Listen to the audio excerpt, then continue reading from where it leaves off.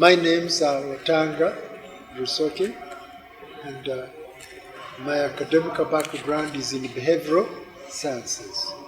We are concerned with studying both the social and biological basis of human behavior. We are therefore concerned with human adaptation to different environmental conditions. To do that, we need to understand what is the social basis and the biological basis of human adaptation. And then we need to understand what kind of behavior you can expect from humans and how can you control it when you want to use it in different aspects of life. By understanding its biological basis, you may be able to guide it into different activities. And it helps to determine how to control and guide people to do other things. Because if you ignore their biological makeup, you may find that they are not reliable. And humans are very difficult to guide. Very difficult to guide because they interpret every problem differently. So if you understand their social life, social behavior, and the biological base of that behavior, you stand a great chance of guiding them into a better future, to avoid the errors of the last centuries, and to avoid the collisions and conflicts that have characterized the human existence for thousands and thousands of years. I've been asked to present the problems to the younger generation struggling to fit in the current economic situation. The situation cannot be entirely predicted. The next variables cannot be entirely predicted. As a result, many younger people have different forms of social anxiety. The anxieties are related to what they want to achieve, under what conditions these achievements can be done, and when they can be done. All of these create new forms of anxiety. We can start on another point also. The younger generation may be interested in getting a new mindset to solve their problems. They see the current problems, then they want a new mindset to solve their problems. What kind of mindset will you have? What kind of problems are you trying to solve? And what is the relationship of the local population of the young generation with the global population of the developed countries like China, United States, countries in Western Europe, Japan, Singapore, and Malaysia? Back to the point now. The first point you need to consider that many people do not fit in the local economy and in the global economy. As a result, they find themselves struggling to start businesses in environments which they cannot control. This form of anxiety can be reduced if you understand what kind of problems you are facing, what kind of competition you are facing, and what kind of science and technology you have to solve the problem. So business cannot be based on just guesswork. It has to be based on science and technology, which will drive the production of what you want to achieve. So any young person must consider the local economy in relation to the global economy. That's the first mindset you need to have. The second problem is there are too many variables operating in the environment. Very many variables. So these variables may do with how many people have the knowledge to do what you want to do, what kind of education system do you have to run the business, what kind of technology exists in the system that is producing things that are related to what you want to produce, what kind of financial stability do you have in the economy, because if the economy is financially unstable, your business are likely to collapse before takeoff. Furthermore, all business need capital. Where is your source of capital? Capital can be divided: knowledge capital, financial capital, and market capital. The market capital are the people who will use your goods. If they have nothing to spend, then your goods will be produced for no one. You have the third capital. You have to study it and understand where are you going to put what you have produced. We can go to the third point. The third point is too much competition. Too much competition. The world population is over 7 billion. 7 billion. And governments cannot employ this population. Governments all over the world are failing to employ this population. So this population, nearly 3 billion of these in the third world countries, they are struggling to survive, to escape from poverty. So they create local competition and global competition. So if you are to start, you need to understand what kind of competition you are facing. The first type of competition is those with a better technology will do better than those with a less advanced technology. The second competition, those with a better higher education will do better than those with a less higher education. The third competition is that you have to be highly organized to fit in the global economy. If you are not organized, you have to do the research, understand which project you want to do, what conditions will it operate, then you can now see how you will fit in that project. That's the mindset for the start of the project. The other point, number 4, what kind of knowledge and organizational structure you need to start your business. Many people in the developing countries don't take seriously this type of question. They assume you can start anything, organize, and finish. No.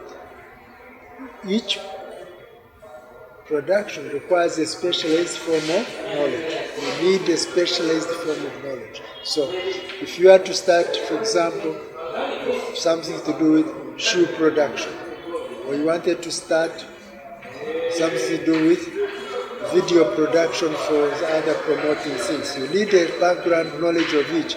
This one, the video may require a good knowledge of computer science, whereas the shoe may require a technology design, what type of technology you'll use to produce what you can put on the global market or local market.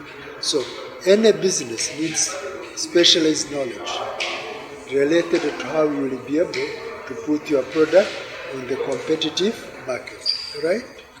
Then we can move to the point of financial obligations.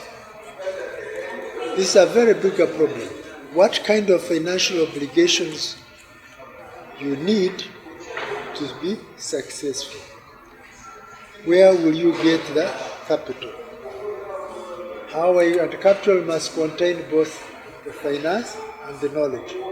So you need to consider what kind of financial capital you need to run a particular type of business, what kind of knowledge you need to run that type of business, and what kind of people will take interest in your business. Because if they are not there, you are likely to collapse. So the mindset is to try and see what is the problem within the market, what kind of competition you need, what kind of capital you need, and what kind of knowledge you need. So these obligations determine how successful or unsuccessful.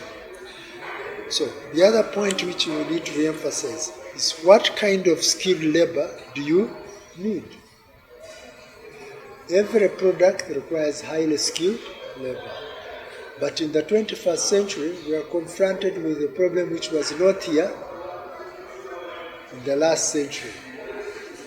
This is the emergence of artificial intelligence, creating intentions to use skilled robots to do the work of humans.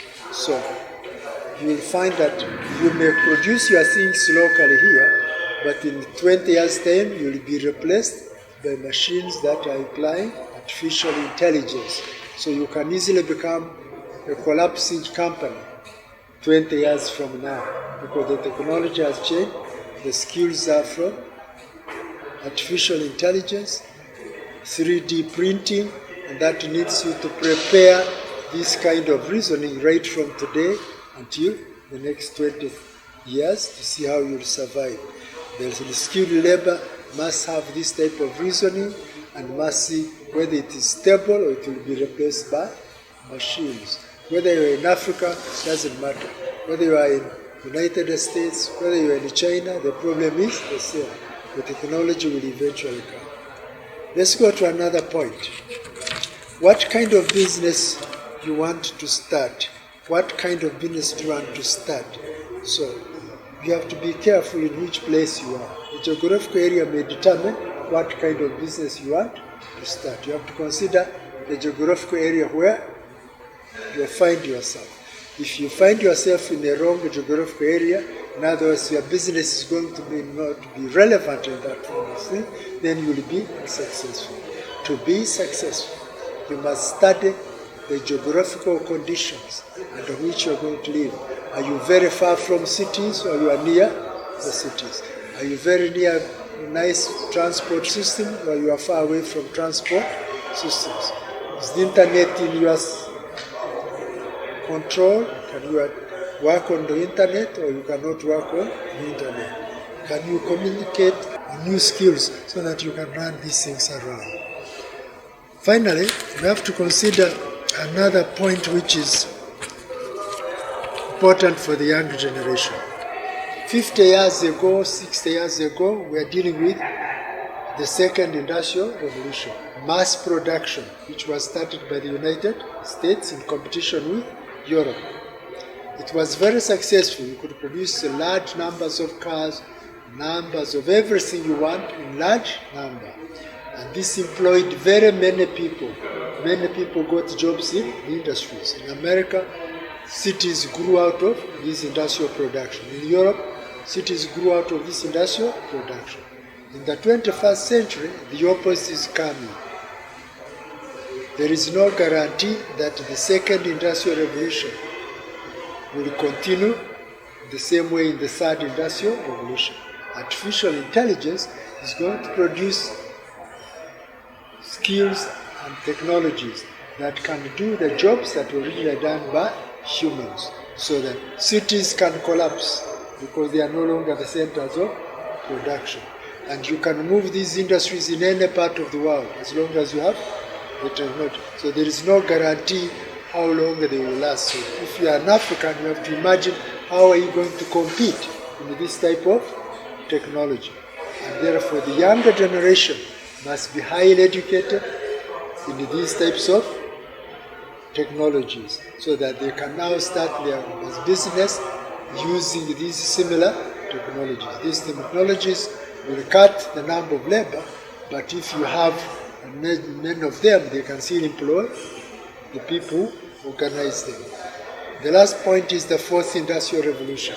The fourth industrial revolution may be even more difficult because the digital world may no longer be regional. It may no longer be country. It will be global. Therefore, whichever part of the world you are in, you will be confronted with a global competition of highly skilled production from the artificial intelligence, and the goods will be cheaper than they are today, plenty and cheaper. So many people can collapse in the developing countries if you don't have similar technology and you are not producing goods of the same standard. You have to think on those lines to get your mindset that you are part of the global society, you are part of the global economic system, part of the global science and technology, and part of the global competition for survival under that type of new conditions of operations. Thanks.